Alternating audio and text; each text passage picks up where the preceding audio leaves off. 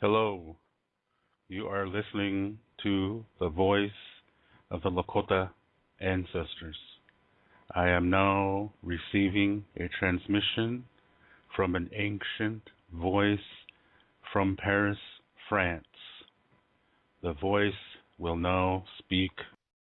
Je suis au restaurant, mais je ne veux pas manger, et je ne sais pas pourquoi. This is the Lakota ancestral voice speaking once again. I am now being contacted from another spiritual plane, from a soul from Glasgow. Once again, this is the voice of the Lakota ancestors. And now, a really, really, really cool guy is going to talk. How me talking happy, wanna let you happy ki hetchana. Mahpia na mahaju ashu pia kalmongelo. The yuha yopia wochicha capello. La cotia haka chik ala troka akan yonke emachapelo. Ash washichia, David Little Elk emachapelo. You know, Itazipco oyate hetan na tesi chunhu oyate hetan na ehani wakpawashte elwa tielo. Gash wana particular ya si tama koche no toa het trunka Berlin et japi elwa tielo na you ha chonte was stand up at you up below. Welcome everyone.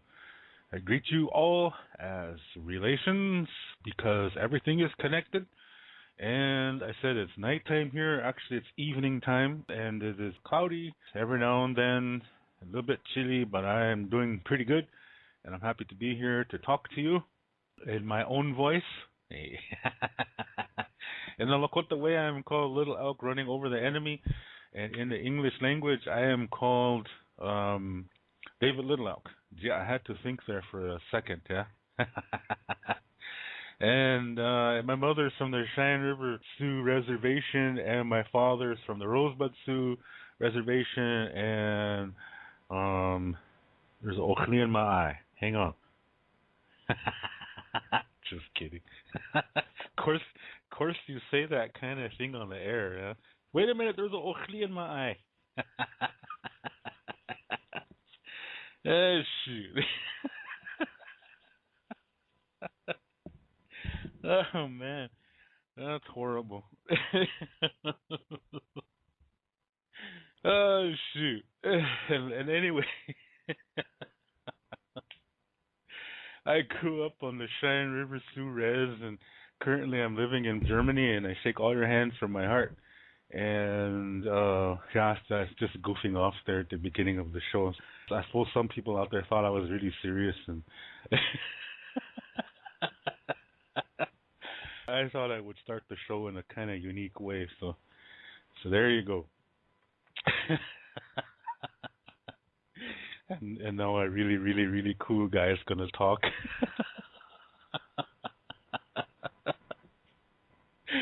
Shoot.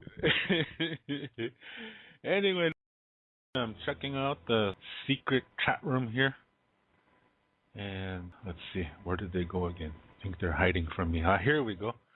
Here we have the frying pan, philosophy, and more chat room. Hey. And more. I like that. Yeah, we have wonderful ladies here from London by the name of Pam. She's originally from Scotland and very proud of it. Yeah, even her frying pan is tartan. Or for those of you in America, you probably don't know what that is. That's kind of like plaid, yeah? What in America we say plaid, which probably is incorrect. So even her frying pan is plaid, yeah? That's how Scottish she is. She told me last week that she was taking a new course. She said she's learning how to kick boxes. So I was like, why would you? Why? How you? I was speechless. And it's like, how taking a course to learn how to kick a box. That must be a Scottish thing, I was thinking. I didn't understand You know, Scottish people have all these expressions, and I can't think of any at the top of my head right now. But I thought maybe kicking the box. I thought maybe that was some kind of a Scottish expression. So that she said she was taking a course on kicking the box. So I thought, gee, that must be a kind of a Scottish thing. Yeah. So I just said okay. And and here all this time it's kickboxing. Yeah. I don't know why she said she's gonna learn how to kickbox. If she could have just said kickboxing, I could have understood that. Yeah. So she sent me a picture of herself in her martial arts pajamas, and it's all plaid. Yeah. That's how proud she is to be Scottish. Whew, gee, frying pan just went by there. I ducked from that one. Oh man, I'm just kidding. No, she's a funny lady. Oh my, so she's here, she's listening. And, well, there's a reason why I started the show like that. There's this movement called spiritualism, and this movement is relatively young. I tell you, there was a time in American history around the 1840s. There was a time in history, in American history. This is a time period that was the United States was mostly located on the eastern, basically from the Mississippi River and then to the east. And somewhere around the 1840s, there was a religious fervor going around. It became like a fad, like how that is like in music, like remember this Backstreet Boys was all popular and everything back in the 90s, and then In Sync came out, and then of course England had to do it too with their, what are they called, Take Shit or something like that. It's just stupid, but everybody was doing it, yeah. And you know what I mean? It's a fad, and everybody has to come up with their own version. And when you add the element of narcissism in here, boy, you can get some lively activity happening, of people competing with each other, and basically, it's a penis envy thing happening here. Yeah, basically that's what it is. And during that time period in the 1840s, it was religion. People were coming up with strange ideas to form new churches. So from that time period, we get the Mormons, for example. And there was some Quakers that were doing some kind of crazy things too, and some other the Quakers, I think they're much older, but they got crazy around 1840. Yeah, they really went nuts. So around the same time period, there was another movement called spiritualism that also began. They say, now according to them, they say that the way their movement started was with two sisters. They were going to bed and they were kind of goofing around, so they decided to see what would happen if they knock on the wall that is facing outside the house. The other side is outside, is what I meant. Yeah. So they knocked a certain pattern on this wall, and here a few seconds later, something knocked back.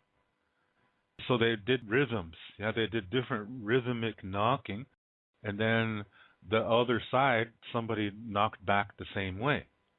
And so they say that was their first recorded event of contact with the other side. Yeah, other side of the wall, but not that doesn't necessarily mean, the other side of, whatever. It's just the other side of the wall. What's so big about that, yeah? So that's where it started, yeah? And then it got strong in England. There was a lady. Her name is Estelle Roberts. Back in the early 1900s or so, she claimed to have contact with the chief Red Cloud from the Pine Ridge Reservation. So, allegedly, she was doing these seances to sell out audiences and so forth, and people, really believed what she was doing, that she was allegedly Red Cloud would inhabit her body and speak through her. So their basic belief system is that after you die, that there are several phases, several areas, one after the other. So when you die, you go to the one that's very close to our reality, conscious reality. Okay? And there you get prepared to eventually get to heaven.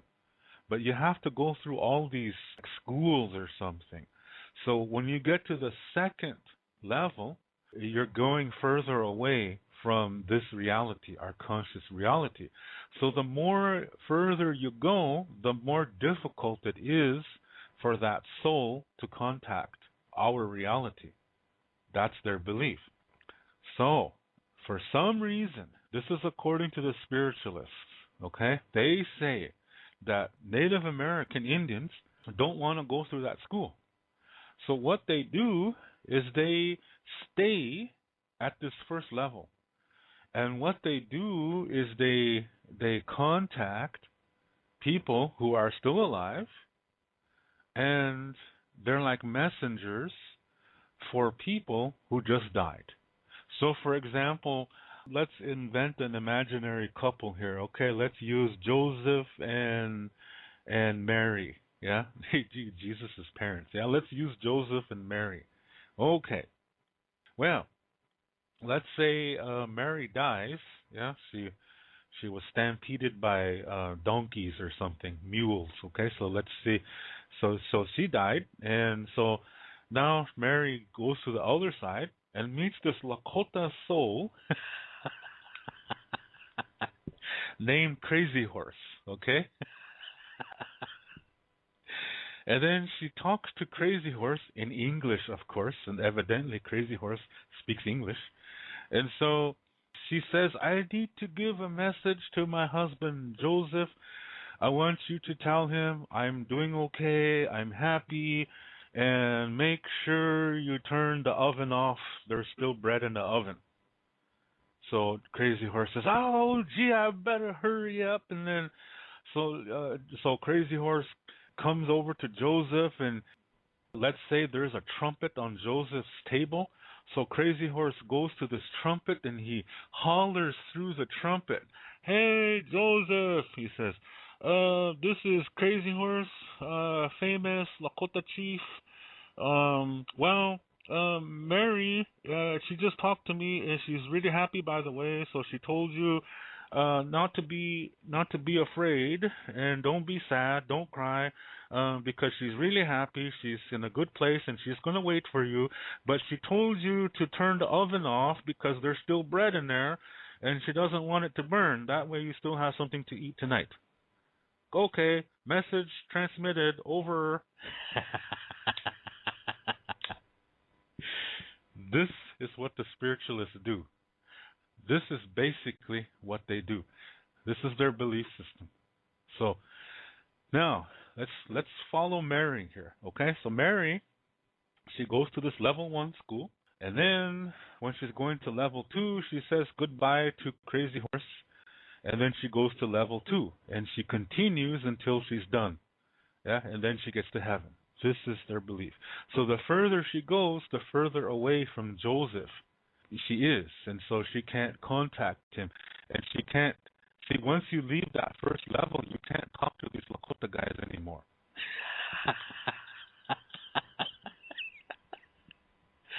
Oh man, what a goofy belief system, yeah. And so, so when she goes to level 2, yeah, no, she can't talk to. She can't be flirting with Lakota guys anymore, yeah. So she has to move on, and then Crazy Horse is going to help the next one that comes. Yeah?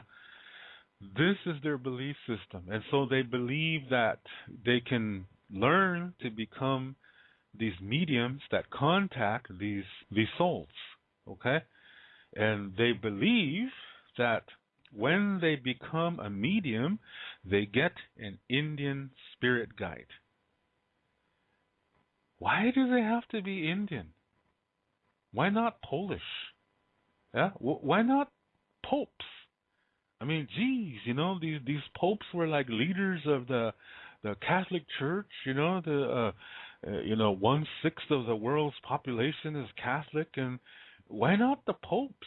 Yeah, why not? Why don't they have popes for their guardian angels or their spirit guides? Why does it have to be Indians? I don't get that. Why not monkeys? Why not monkeys? Why don't they contact monkeys? I mean, geez, they have these Lakota guys that lived in the 1800s talking English. So my guess is that monkeys can talk English too in the spirit world.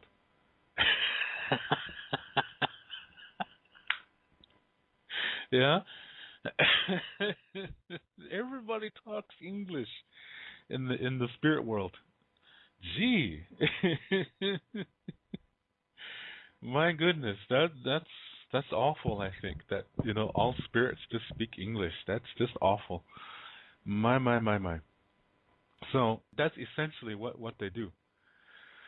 And so they all get Indian guides, and they come up with some ridiculous things. I mean, like this lady that I was talking about in the early 1900s.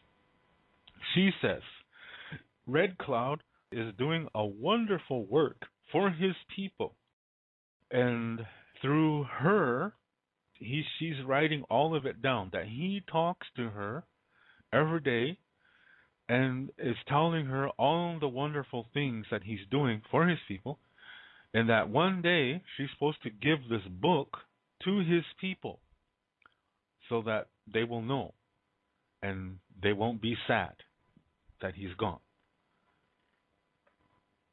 Well, this lady should have did her history, because the truth is that Red Cloud's not seen in a good light among Lakota people. You go to any reservation and talk to somebody really old about Red Cloud, and you're going to hear something that you don't hear in too many books. What you're going to hear is that at the end, he betrayed his own people.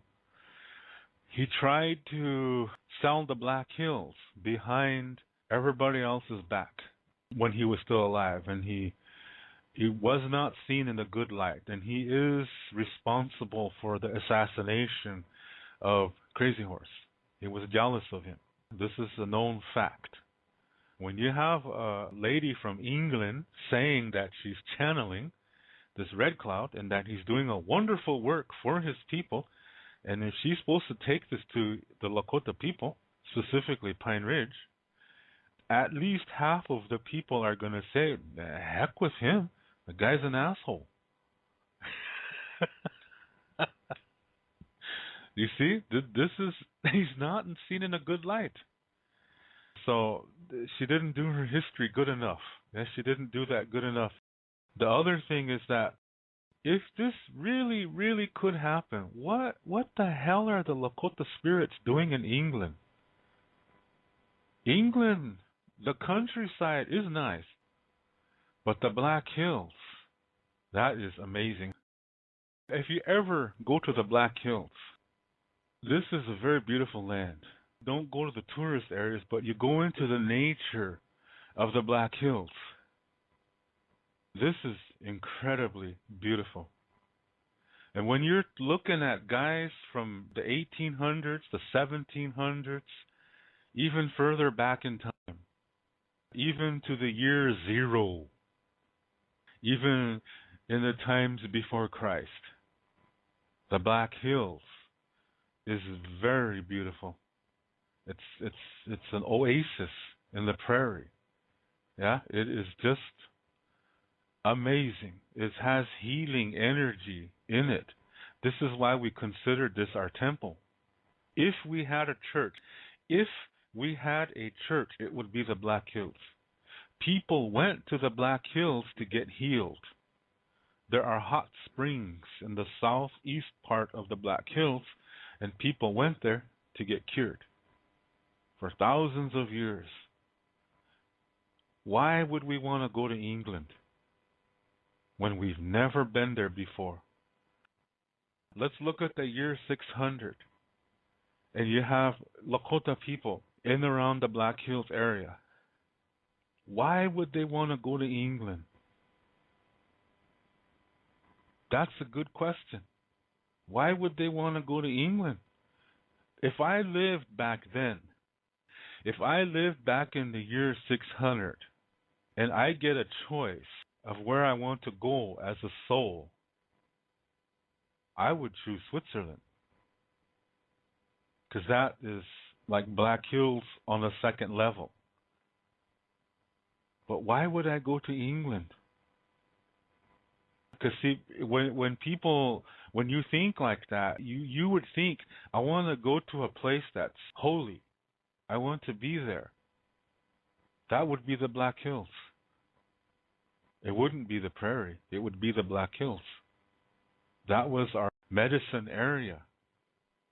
That's where we came out from the earth. Twice. Once when we first came out, and we went in there again when the grandmother Earth was going to cleanse herself. We went back in there. And then when the cleansing was over, we came out there again the second time. Suppose we're going to go back in there again. You never know. So that's the holy area. Why would we go to England? Then it comes to the question of, what is a soul? Can a soul have a language? Can a soul speak? How can a soul speak when the voice belongs to the body? How can a soul have emotions when the emotions belong to the physical body? How can a soul have a personality when the personality belongs to the body? It belongs to the mind. The mind belongs to the body. Remember I told you this story one time of this guy where I won't say his name out of respect to the family. But when he was in high school, he got into a serious car accident. He was a super athletic guy, macho guy, different girlfriend every weekend, just really athletic. He got into a serious car accident, almost died, went into a coma. While he was in his coma and his head was healing itself, his brain rewired itself. So when he came out of his coma, he was a totally different man. Totally different personality. Now he was a teddy bear. He was a sweet guy. Totally changed. The mind rewired. The personality comes from the mind, and the mind belongs to the body. So how can a soul have a personality? These are just questions. So Lakota Star Knowledge belief states that the soul has no mind, it has no personality, it has no voice, and it has no emotions. It has no form. That totally shatters spiritualism and any other kind of religion that believes in these kind of things. But why do people believe it? Why are people so quick to jump at it? Because it's using emotion. Most religions do that. They appeal to your emotion. When somebody close to you dies, you're all worked up and you're all emotional about it. This is the gateway to fall into these kind of traps. That's why in the Lakota way, when somebody dies, you have to really be careful for 4 days. 4 days after that person dies, you can't be alone. You always have to have somebody with you. because otherwise you could lose your emotional self and you could go crazy, literally. You really have to be careful. Then the mourning period begins 4 days after the person dies. Then that's when you cry. I mean, you can cry before that too. That's no problem. But the official mourning period begins 4 days after the person dies. But during that first 4 days, you should not be alone. And you can cry, that's no problem, but you should not be alone. You should have some support. Because something unhealthy could happen that's going to come through these emotions, that's going to push a fear from your mind, and it's going to appear in front of you. You could go crazy from that. You could become schizophrenic from that. It's not the explanation for why people get schizophrenia. That's not the explanation, but you could get it this way. So that's why they say you should not be alone for 4 days after somebody dies. They should always be with somebody. Families always should be together. Never let anyone be alone during that four days. That's our way. That's really ancient. So when you look at our belief system and the ancient way, yeah, the Lakota star knowledge way, that's what I'm telling you is the star knowledge version of these things. See, here's the other thing. We believe in reincarnation. So who really are the ancestors? Think about that one. It's a good question. But the question I was asking earlier is, why is it that people are so quick to believe these things? Well, in duality, people only see two perspectives. And when this happens, whenever they feel an emotion, they trap it. Whatever emotion it is, they trap it for as long as possible. In Lakota star knowledge, when you go through a difficulty and you start making the best of it, that emotion leaves and brings you peace. Okay? But that you have to learn, though. You have to make the best of it, or otherwise it won't work. And that experience will keep happening until you do learn from it. So, in duality, as soon as a difficulty comes, they deny it. They ignore it, they deny it, they trap the emotion, so they never can have peace. Which means they don't know themselves. In Lakota star knowledge, the way to achieve peace inside of you includes taking care of yourself mentally, physically, spiritually, and emotionally, but it also includes getting to know yourself, coming to peace with your past. And when you do that, that's when you find peace. And then you have to nurture it. You nurture it by making the best of your difficulties and enjoying the good times. That's how you nurture it and maintain that peace within you. So emotions leave, but you're going to experience them then again. You will be happy again. So that's how that works in Lakota star knowledge.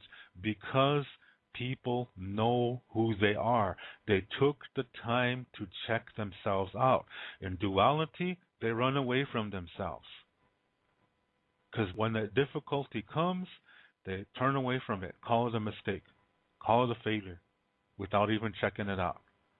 And they hang on to an emotion. Whatever it is, they force it to stay.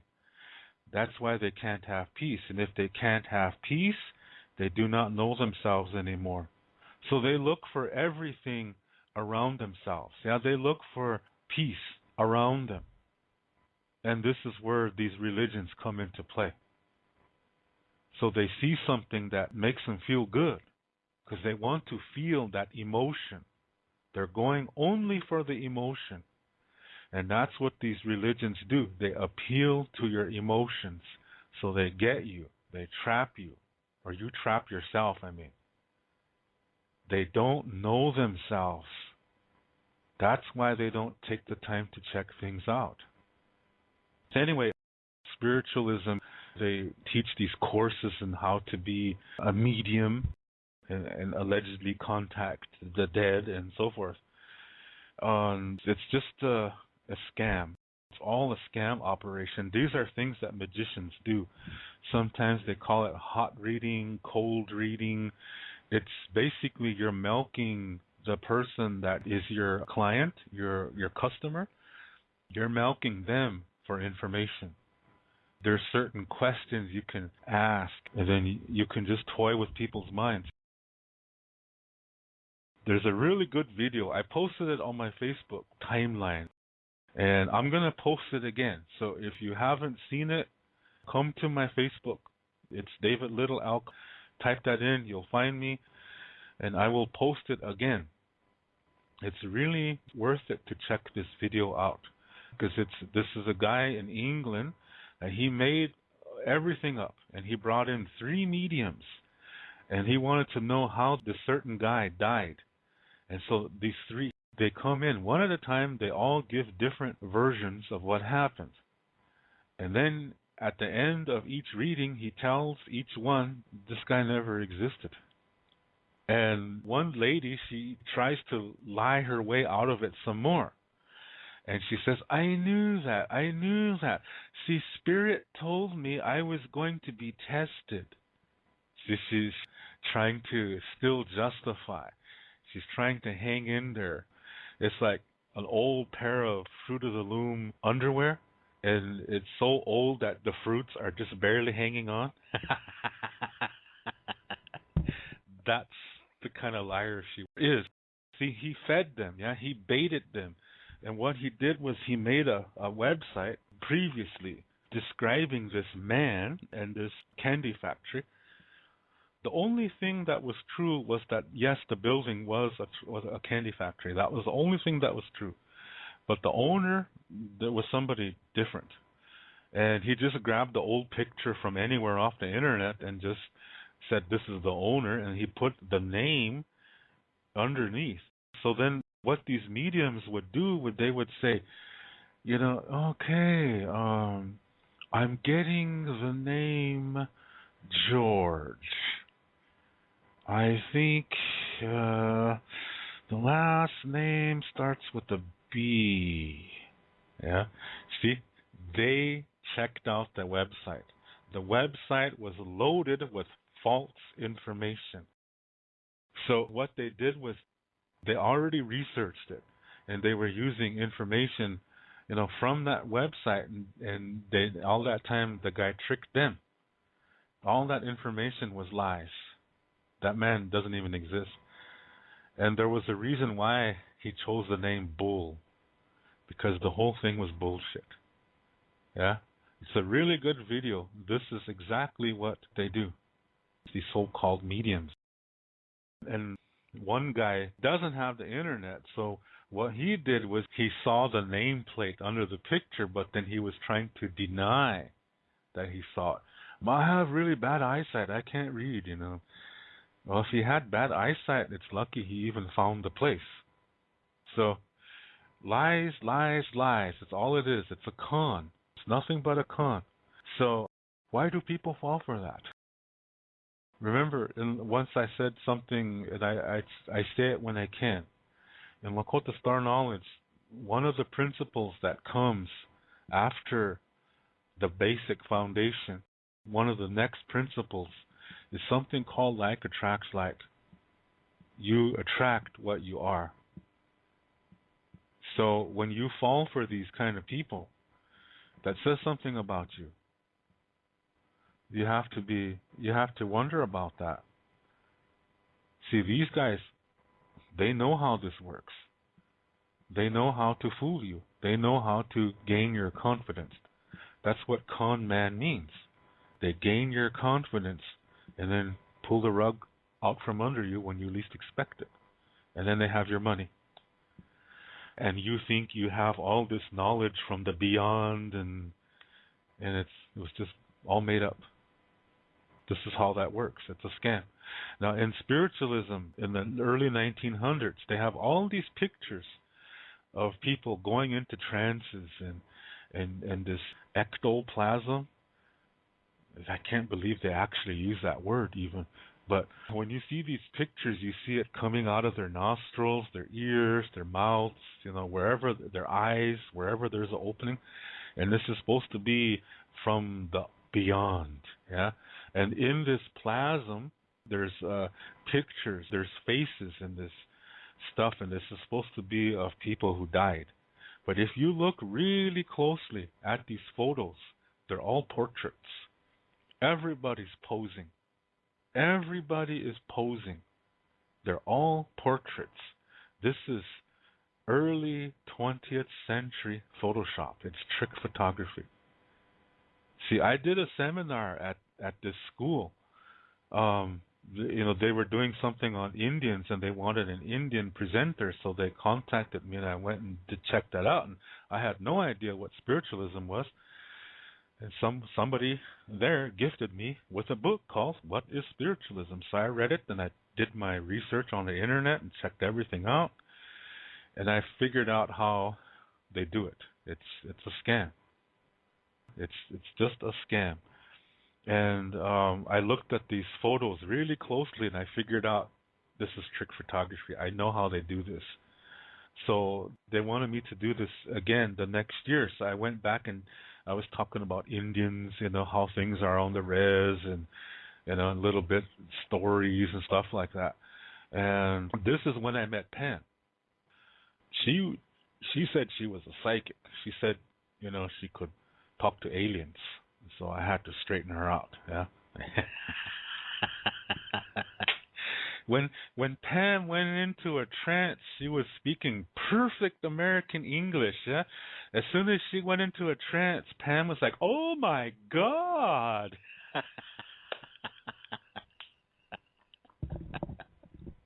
I'm just kidding.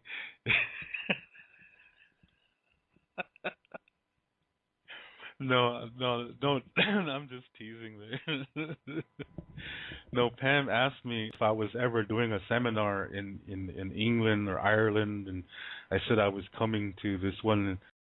And I said that there are people who come there that they only come to see me. They don't want to have anything to do with the spiritualism, but they want to learn about Lakota things, so they come to see me. So I said, if you want to come and check that out, we can hang out and stuff like that. And so that's what she did. So she just attended my sessions. I mean, she checked out the others, but they were nuts.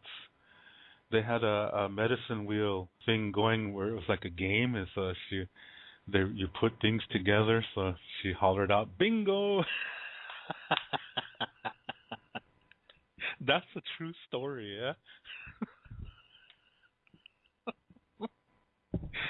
That's so silly what they do there, yeah. So we stuck together because we were basically the only normal ones there. And then there was some other people there too that they were nice people. There's maybe about 6, 7, 8 people that towards the end of the week they didn't want to go to the other seminars either. They only wanted to stay with me because they didn't want to have anything to do with that nonsense. And they didn't like the other presenters because they were talking bad against me because I was the real thing. And they're just a bunch of con artists. There was one guy, he was telling the other people, "Well, David doesn't do what we do." That's exactly right. I tell the truth. They bullshit. Yeah? So he was telling the truth, yeah? I'm the one who's doing the real thing. They're just saying a bunch of lies. But for a presenter to attack another presenter behind the back, you know what I mean? That's cowardice. So that they lived what they practiced, which was bullshit. They practiced what they preached, which was bullshit. So that's the last time I did anything with them. The second time that I came back, I wanted to see it for real. Yeah. So among the presenters, I was telling them, I said, you know what? I read this book, What is Spiritualism, and there's Estelle Roberts and all this, and now I got a lot of information. I said, and you guys are calling yourselves mediums, and you say you do this. I'd like to see it. I didn't say it like, I want to see if this is real. And I didn't say it like that. I said, I really would like to see one of your seances. I would like to see this.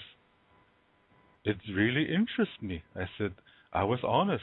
I wasn't trying to test them out to see if they were fake or not. I really, really did want to see if this ectoplasm really exists. And they said, oh, no, no, we don't do that anymore. And I was like, oh, geez, that's too bad. Because I for one, would really want to see it. Oh, no, no, we receive impressions. And they're like, aha, okay. See, they're toning it down because today there's technology. You can sneak in, your little phones, even then, this was 2000, what, Pam, was this 2008? Even then, there were cell phones that could record, yeah? And so now you can catch them. So now they're toning their act down. So they were fake, yeah, they were fake. And like attracts like, I decided not to work with them anymore. I can't work around crap like that. So that was the end of that. So anyway, you are what you attract. And that happened at this seminar too. Pam and I got to know each other really good, and we had a damn good time after that.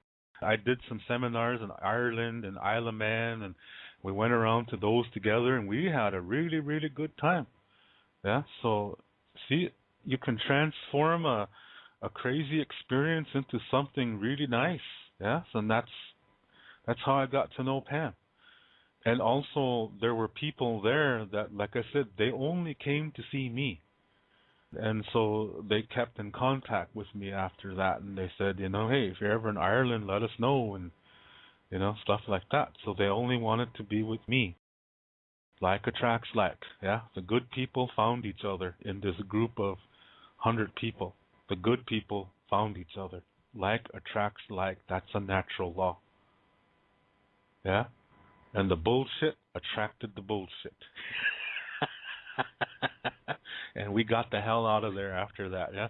We went and got ourselves some barbecued ribs. Had a good time. Okay. So thank you very much for tuning in and listening. I wish you guys a good night. Pam, thanks again for being here. I really, really appreciate that when you can tune in, and have a good evening. Sleep well, sweet dreams. Thank you for taking time to tune in and listen to the show. I really, really appreciate that. I'm going to eat really early tomorrow, so I'm on time, yeah, because today I ate early, but I was washing dishes. I have a thing for washing dishes, yeah, I don't know. I get carried away.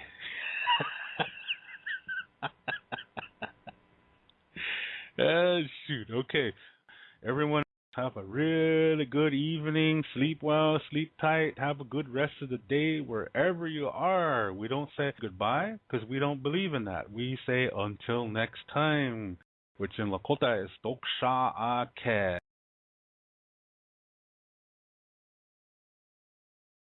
Voice just came to me. I'm channeling the voice of Estelle Roberts now. Hey.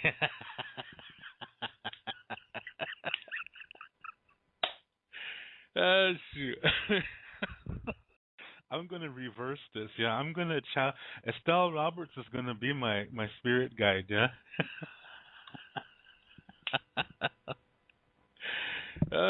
Shoot.